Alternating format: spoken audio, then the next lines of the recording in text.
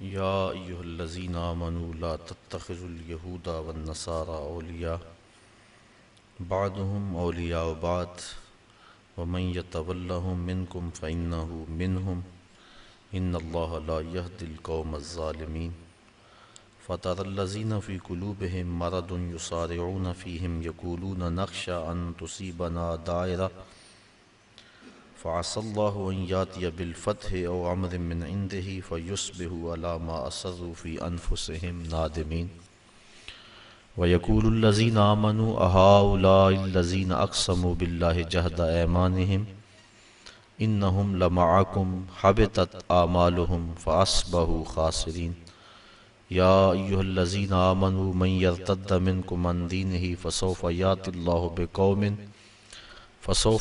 الله بقوم يحبهم ويحبونه أذلة على المؤمنين أعزة على الكافرين يجاهدون في سبيل الله ولا يخافون لومة لائم ذلك فضل الله يؤتيه من يشاء والله واسع عليم انما وليكم الله ورسوله والذين آمنوا الذين يقيمون الصلاة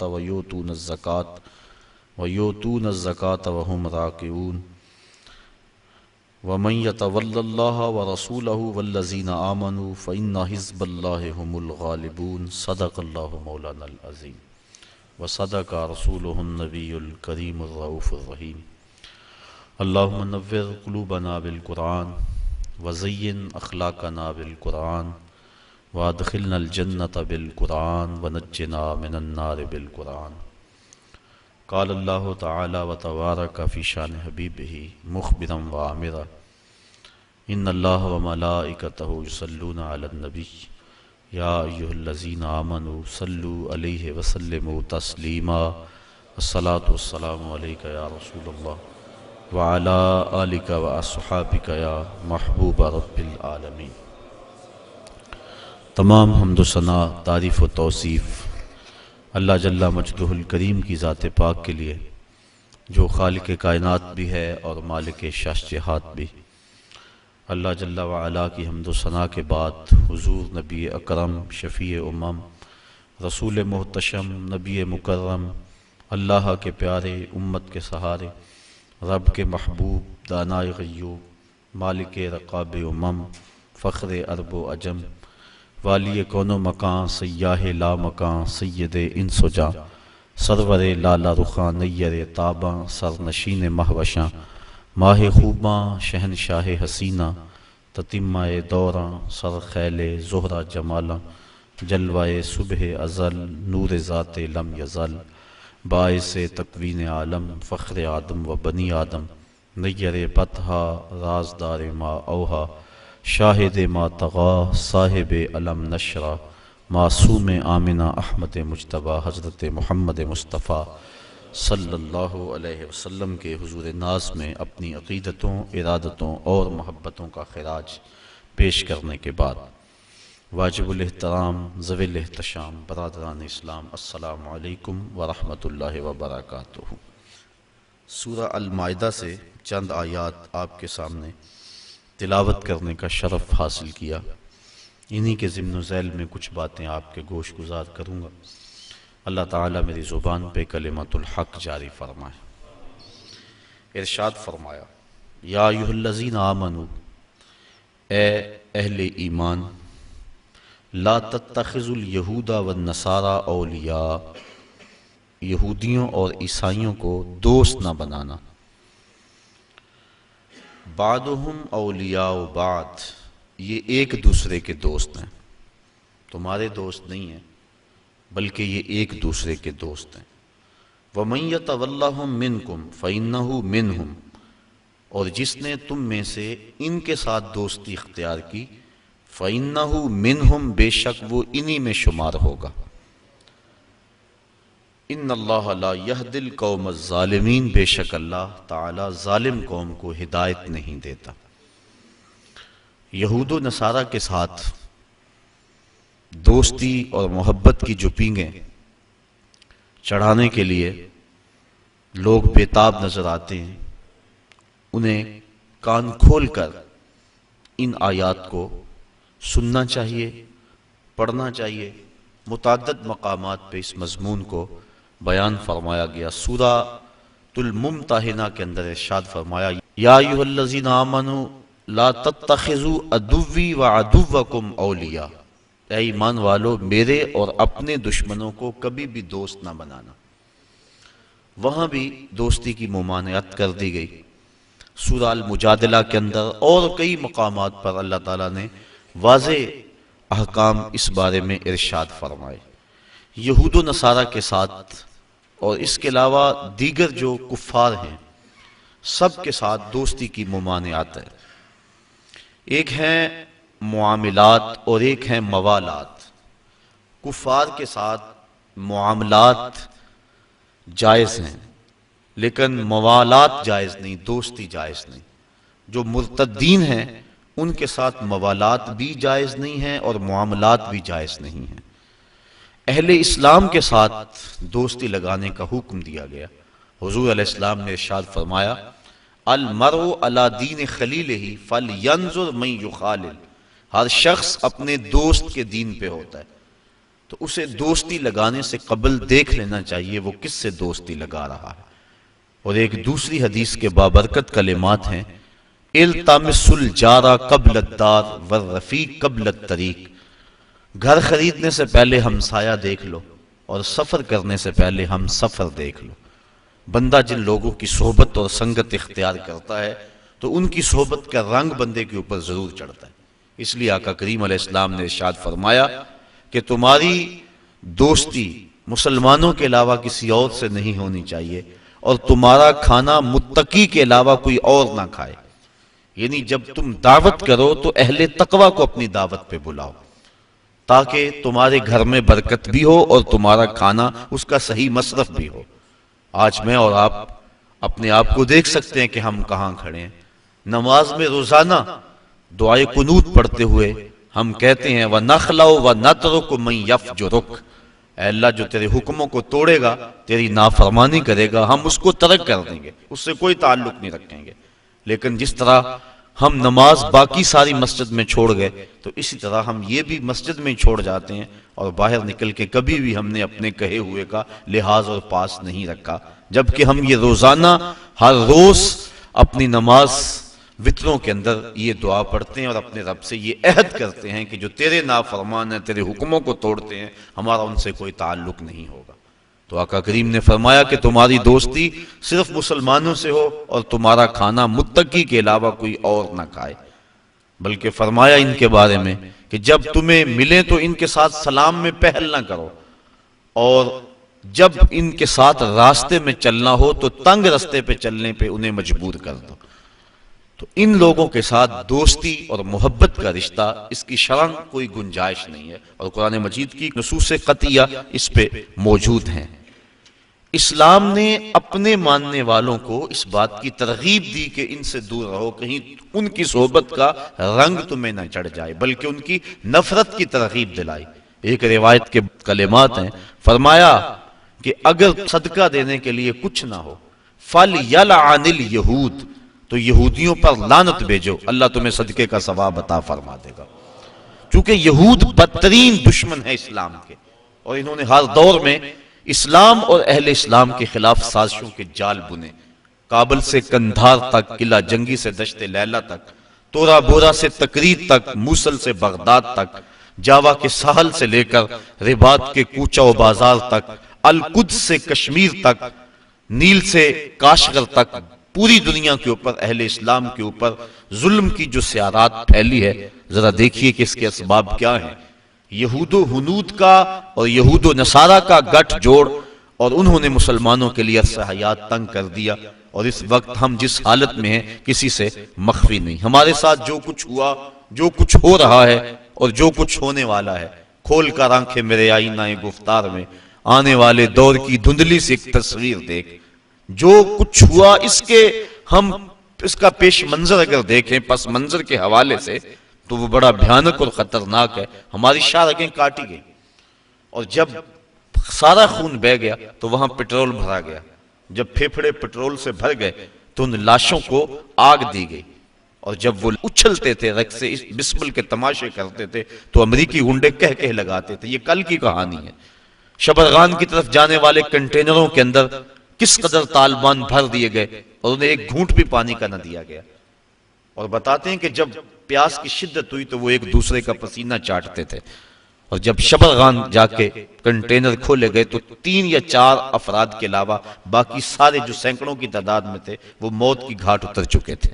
وہ تو ہمارے ساتھ یہ سلوک کریں اور ہم ان کے ساتھ دوستی کی پینگیں بڑھائیں، یہ قطعاً گنجائش نہیں ہے۔ اسلام نے واضح طور پہ ہمیں پیغام اور حکم دیا، اور قرآن کے الفاظ اور قرآن کے بابرکت حروف ہمیں نور دے رہے ہیں اور ہمیں زندگی گزارنے کا ڈھب دے رہے ہیں۔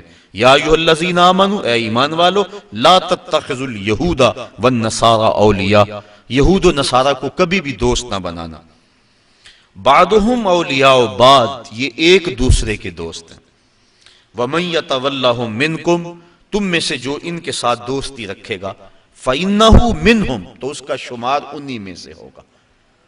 اس کے طور طریقے، اس کی عادتیں، اس کی زندگی کا ڈھب ان کے مطابق ڈھل جائے گا، چونکہ دوستی کا نتیجہ یہ ہے المرء علی دین خلیلہ، بندہ جس کا دوست ہو تو اس کا مذہب اور اس کے خیالات اور اس کی عادات ضرور اپنا لیتا ہے۔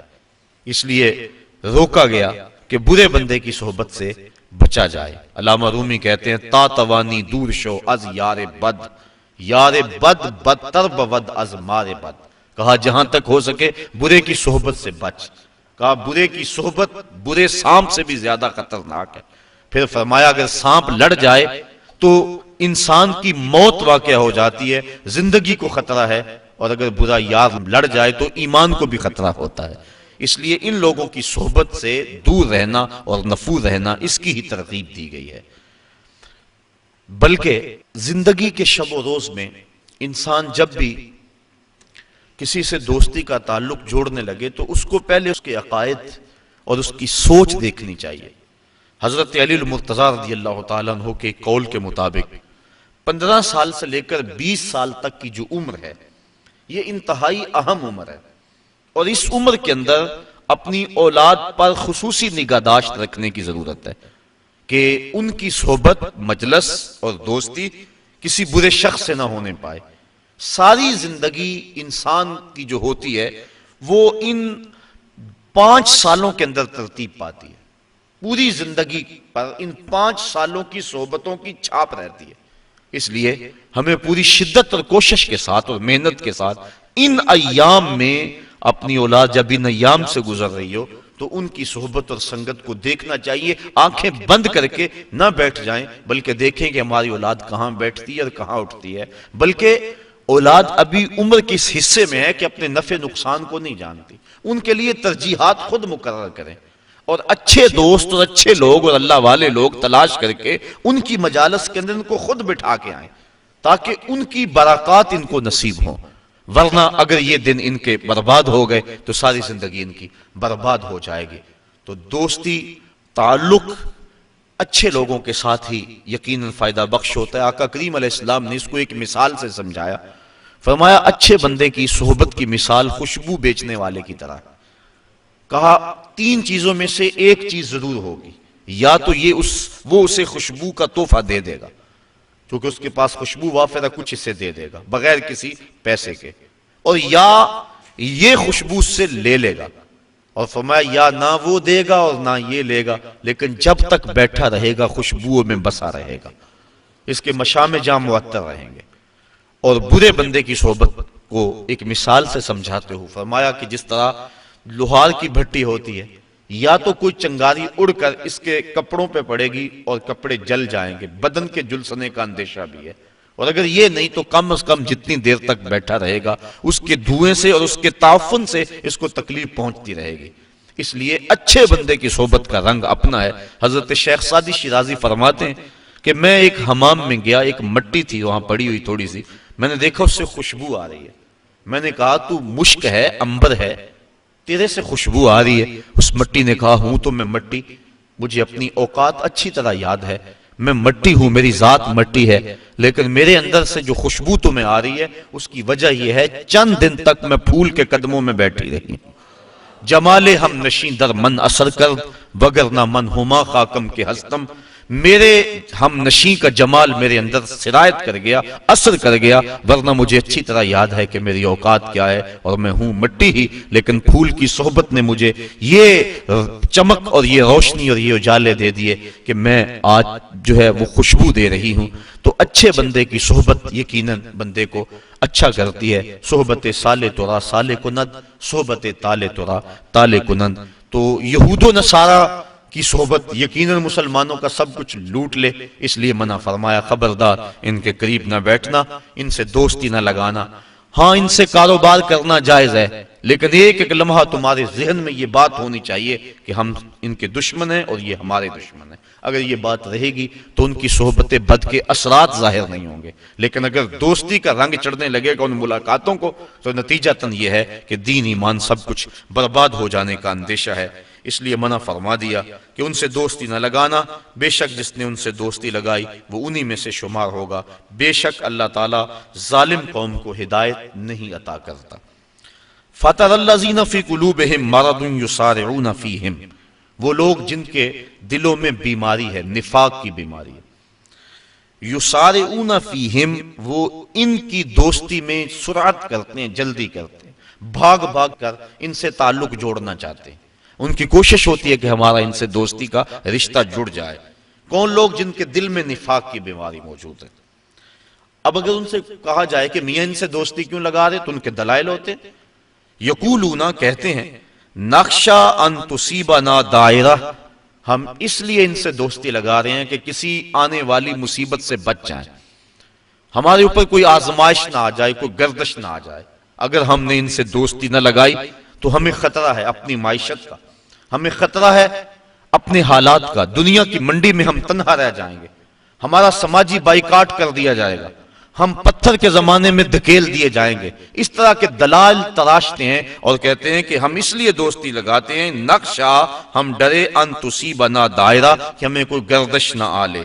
فَعَسَى اللَّهُ أَن يَأْتِيَ بِالْفَتْحِ أَوْ أَمْرٍ مِّنْ عِندِهِ فَيُصْبِحُوا عَلَىٰ مَا أَسَرُّوا فِي أَنفُسِهِمْ نَادِمِينَ۔ ان قریب اللہ تعالیٰ مومنوں کو فتح عطا فرما دے، ممکن ہے کہ اللہ مومنوں کو فتح عطا کر دے، او امر من عنده، یا اپنی جناب سے کوئی اور چیز عطا کر دے۔ فَيُصْبِحُوا عَلَىٰ مَا أَسَرُّوا فِي أَنفُسِهِمْ نَادِمِينَ، یہ دوستی گانٹنے والے اور اپنے دل کے اندر وہ چیزیں رکھنے والے یہ دیکھتے رہ جائیں گے اور شرمسار ہو جائیں گے، اور اللہ مومنوں کو سرخرو فرما دے گا۔ اور ایک وقت آنے والا ہے کہ جب اہل اسلام کو اللہ تعالیٰ ایسی کامیابی عطا فرمائے گا کہ دنیا کے خطے پر ایک بھی یہودی قائم نہیں رہے گا۔ حضرت عیسیٰ علیہ السلام تشریف لائیں گے، حضرت امام مہدی کے عساکر میدان میں آئیں گے، خنزیر کو قتل کیا جائے گا، صلیب کے نشان کو توڑا جائے گا، اور کتب حدیث میں موجود ہے اللہ تعالیٰ ایسی اعانت فرمائے گا اہل اسلام کی، اگر کسی جھاڑی کے پیچھے یا پتھر کی اوٹ میں کوئی یہودی چھپا ہوا، وہ پتھر مسلمان مجاہد کو آواز دے کے کہے گا ادھر آ، میرے پیچھے یہودی چھپا ہوا ہے۔ اور جب دنیا سے آخری یہودی قتل کر دیا جائے گا تو دنیا کا امن قائم ہو جائے گا، حتیٰ کہ سانپ انسانوں کے اندر پھریں گے لیکن ڈسیں گے نہیں، بھیڑیا اور بکری ایک گھاٹ پہ پانی پئیں گے لیکن بکری کو بھیڑیے سے خطرہ نہیں ہوگا۔ دنیا کے امن کی ضمانت ہے جب آخری یہودی قتل ہوگا۔ جب تک یہود موجود ہیں پوری دنیا کے اوپر امن قائم نہیں ہو سکتے۔ امن کی بربادی کا سبب مسلمان دہشت گرد قرار دیے جا رہے ہیں، لیکن حقیقت یہ نہیں ہے، مسلمان تو اپنی بقا کی جنگ لڑ رہے ہیں، مسلمان دہشت گرد نہیں ہوتا۔ یہ تو امن کا متوالا ہے، یہ تو امن کا درس دینے والا ہے۔ پوری دنیا کے اوپر جو فساد ہے وہ یہود کی وجہ سے ہے، اور جب یہودی ختم ہو جائیں گے خاص کم جہاں پاک، تو پوری دنیا کے اوپر امن کے سویرے طلوع ہونے لگیں گے۔ تو اللہ تعالیٰ جل شانہ مومنوں کو وہ دن ضرور دکھائے گا۔ وَيَقُولُ الَّذِينَ آمَنُوا أَهَؤُلَاءِ الَّذِينَ أَقْسَمُوا بِاللَّهِ جَهْدَ أَيْمَانِهِمْ، اور اہل ایمان یہ کہتے ہیں یہ ہیں وہ لوگ جنہوں نے اللہ کے نام کی قسمیں کھائی تھی، بڑی پکی قسمیں۔ إِنَّهُمْ لَمَعَكُمْ، یہ کہ ہم تمہارے ساتھ ہیں، جبکہ یہ تو ہمارے ساتھ نہیں ہے، یہ تو کچھ اور نکلے۔ یہ منافقین کا جب پردہ چاک کر دیا گیا تو مسلمانوں نے جو کہا یہ اس حالت کو بیان کیا جا رہا ہے، کیونکہ منافقین مسلمانوں کے اندر گھسے ہوئے تھے۔ آقا کریم علیہ السلام کی ستر پوشی کی عادت تھی، اور آقا کریم نہیں چاہتے تھے کہ ان کو رسوا کریں۔ اب انہوں نے سمجھا کہ شاید نبی کو پتہ ہی نہیں یہ جانتا نہیں ہے، ہم ان کے اندر رہتے اور نبی کو پتہ ہی نہیں، بلکہ انہوں نے باتیں کرنا شروع کر دی، یوں آسمانوں کی خبریں تو دیتے، ہمارا تو پتہ ہی نہیں ہے۔ آقا کریم تو پردہ پوش تھے، انہوں نے تانا زنی علم پہ کر دی۔ آقا کریم ایک دن منبر پہ تشریف فرما ہوئے، فرمایا مجھے پتا چلا ہے کچھ لوگ میرے علم پہ اعتراض کرتے ہیں، فرمایا پوچھو، جو پوچھو گے بتاؤں گا۔ ایک شخص نے عرض کی من ابی یا رسول اللہ، آقا میرا باپ کون ہے؟ اب اس کے باپ کا تعارف تھا کہ فلاں باپ ہے، لیکن اس کا حقیقی باپ وہ نہیں تھا، باپ کوئی اور تھا۔ اس کے علم میں تھا، اس کو پتا تھا کہ حضور جو میرا ظاہر باپ ہے وہی بتائیں گے، لیکن آقا تو جانتے تھے۔ فرمایا ابو کا حذافہ، تیرا باپ وہ نہیں جو لوگ کہتے ہیں، تیرا باپ تو حذافہ ہے۔ ایک نے کہا میرا ٹھکانہ کیا ہے؟ قال انت فی النار، کہا تو جہنمی ہے۔ فبارک عمر رضی اللہ تعالیٰ عنہ، حضرت عمر فاروق اپنی پنڈلیاں بچھا کے اس طرح بیٹھے اور اپنے ہاتھ جوڑے، کہا رضیت باللہ ربا وبالاسلام دینا وبمحمد نبیا، حضور ہم اللہ کے رب ہونے پہ اور اسلام کے سچا دین ہونے پہ اور آپ کے نبی ہونے پہ راضی ہیں۔ یہ اعتراض ہم نے نہیں کیا، یہ کسی منافق نے بات کی ہے۔ تو بار بار حضرت عمر فاروق نے یہ عرض کی تو اللہ کے محبوب کا غصہ کافور ہوا، اور آقا کریم بار بار پوچھتے تھے، سلونی، پوچھتے کیوں نہیں؟ پوچھو، جو پوچھو گے میں بتاؤں گا۔ اللہ اکبر۔ تو اللہ کے محبوب کی نظر سے کوئی شے پوشیدہ نہیں ہے۔ حدیث میں آتا ہے، مشکات کے الفاظ ہیں، آقا کریم ایک دن تشریف لائے اور حضور کے دونوں ہاتھوں میں 2 کتابیں تھیں۔ صحابہ کو کہا جانتے ہو یہ کتابیں کیا ہیں؟ صحابہ نے کہا اللہ و رسولہ عالم، اللہ اور اس کا رسول جانتا ہے۔ فرمایا ھذا کتاب من عند اللہ، یہ کتاب جو میرے دائیں ہاتھ میں ہے یہ مجھے اللہ کی طرف سے عطا کی گئی ہے، اس میں جنتیوں کے نام ہیں، ان کے باپوں کے نام ہیں، ان کے قبیلوں کے نام ہیں۔ اور فرمایا یہ جو کتاب ہے میرے بائیں ہاتھ میں یہ بھی مجھے اللہ کی طرف سے دی گئی ہے، اس میں جہنمیوں کے نام ہیں، ان کے باپوں کے نام ہیں، ان کے قبیلوں کے نام ہیں۔ تو نگاہ سے کوئی شے پوشیدہ نہیں ہے۔ نبی جس کو اللہ نے اتنا بڑا منصب دیا، بھلا اس کو بتلایا ہی نہیں ہے، یہ کیسے ہو سکتا ہے؟ حدیث میں آتا ہے، مسلم میں اور دیگر کتب میں، کتاب الملاحم میں روایت موجود ہے، اللہ کے محبوب علیہ السلام نے ایک دن فرمایا قرب قیامت میں جب دجال آئے گا نا تو میرے